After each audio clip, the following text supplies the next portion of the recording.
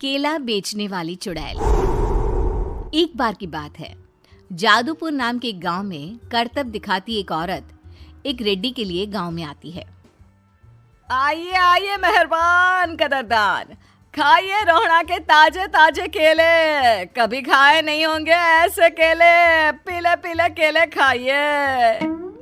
ये कहकर रोहड़ा हाथों में 4 केले लिए उन्हें सर्कल में जोर जोर से हवा में उछालती हुई करतब दिखाती है, जिसे देखकर आसपास के सारे बच्चे अपने अपने मम्मी पापा से उस औरत के पास जाने की जिद करने लग जाते हैं। पापा, ऐसा तो सर्कस में बॉल से होता है ना, ये आंटी तो केले से कर रही है। चलिए ना पापा, देखते हैं। रोहड़ा एक पतली सी तार पर चलती हुई केलों से करतब दिखाती है। आते जाते सभी लोग बाहर रुककर उसके करतब देखते हैं और वाह वाही करते नहीं थकते। जैसे ही एक आदमी पास आकर उसे पैसे देने लग जाता है, तब वो कहती है, अरे नहीं नहीं साहब, मैं करतब तो बच्चों के मन को बहलाने के लिए करती हूँ। धंधा तो मेरा केले का है। पीछे देखो मेरी रिड्डी, जो भी मेरे केले खाएगा मेरी तरह चुस्त दुरुस्त और तंदुरुस्त हो जाएगा। पता चलता है क्या कि मेरी उम्र 55 की है। अरे पर ऐसे ठंड के मौसम में कोई केला क्यों खाएगा? ये ऐसे वैसे केले नहीं है साहब, ये शरीर में गर्मी देते हैं। ठंड को दूर भगाए जो भी रोहिणा के केले खाए। पापा, अगर मुझे केले नहीं मिले तो मैं घर नहीं जाऊंगी। तभी उसके पापा कहते हैं कि बेटा, केले ठंड में कभी गर्मी नहीं देते। ये सब कहने की बातें हैं, सामान बेचने का तरीका है इनका। पर पिंकी नहीं मानती। मैं केले खाऊंगी।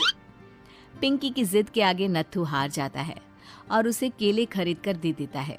पिंकी खुश होकर केले घर ले आकर खाती है। अब मैं भी करतब करूंगी, कितना मजा आएगा। जादुई केले। पिंकी पहला केला खत्म भी नहीं करती कि वो बेहोश हो जाती है। दूसरे केले से एक काला धुआं आता है और रोहड़ा चुड़ैल बनकर बाहर निकल आती है। मेरे भूतिया केले बच्चे न खाए, ऐसा हो ही नहीं सकता। जादूपुर वालों, कब तक बचोगे? आ गई हूं मैं रोहड़ा, जिसका कोई नहीं कर सकता सामना। रोहड़ा पिंकी को गोद में उठाकर काले धुएं में कहीं गायब हो जाती है। शाम के वक्त नत्थू घर लौटता है और पिंकी को घर में ना पाकर उसकी माँ से कहता है, माँ पिंकी कहाँ है? अरे बेटा, उसे तो तू सुबह करतब दिखाने ले गया था ना, फिर कहाँ वापस आए तुम दोनों? मुझे लगा तू उसे अपने साथ मंडी ले गया होगा। हे भगवान, मेरी बच्ची कहाँ गई? मैं उसे घर ही तो छोड़कर गया था माँ। नत्थू गांव के घर कोने में अपनी बेटी को ढूंढता है, पर उसे वो कहीं नहीं मिलती। परेशान होकर आखिर रो रो कर नत्थू हिम्मत हार कर घर लौट आता है। अगली सुबह रोहड़ा फिर से करतब दिखाने आती है और इस बार पिंकी की तरह रोनी केले खरीद लेता है। 50 रुपए दिए थे पापा ने, सारे पैसों की मैंने केले खरीद लिए हैं। अब मैं भी आंटी की तरह ही करतबबाज बन जाऊंगा। यही सोचते हुए रोनी केले खाता है और पहला अकेला केला आधा खत्म भी नहीं करता कि चुड़ैल उसके सामने आ जाती है। मेरे साथ चलने का समय आ गया है रोनी। ये तो बस शुरुआत है। अब इस गांव के सारे बच्चे धीरे धीरे मेरे कब्जे में होंगे, एक बच्चा भी नहीं बचेगा। ये कहकर रोना रोनी को गोद में लेकर काले धुएं में अदृश्य हो जाती है। इसके बाद हर रोज गांव में से कोई ना कोई बच्चा गायब होता, पर ऐसा क्यों हो रहा है किसी को भी समझ में नहीं आ पा रहा था। रोज की तरह अपनी बेटी पिंकी की तलाश में नत्थू गांव के एक तालाब के पास बैठा रो रहा था। कहाँ गई मेरी पिंकी? शकुंतला के जाने के बाद एक वही तो मेरा सहारा थी। अरे उसकी आत्मा कोस रही होगी मुझे कि मैं अपनी बच्ची को संभाल भी नहीं पाया। नत्थू ये कहता हुआ रो ही रहा था कि तभी तालाब में से उसे शकुंतला की आवाज सुनाई देती है। कहाँ थी तुम शकुंतला? हमारी बच्ची और सारे गायब हुए बच्चे रोहड़ा के कब्जे में हैं। वो बच्चों को जो केले देती है उससे बच्चे बेहोश हो जाते हैं और उसके कब्जे में आ जाते हैं और वो उन्हें ले जाकर काली दुनिया में ले जाती है।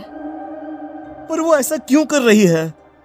ये मैं नहीं जानती, पर उस दुनिया का रास्ता मैं आपको बता सकती हूँ। जहां ये नदी खत्म होती है वहां एक केले का पेड़ है, उसके नीचे एक दरवाजा है, वहीं से रास्ता जाता है उस दुनिया का। ये कहकर शकुंतला की आत्मा गायब हो जाती है।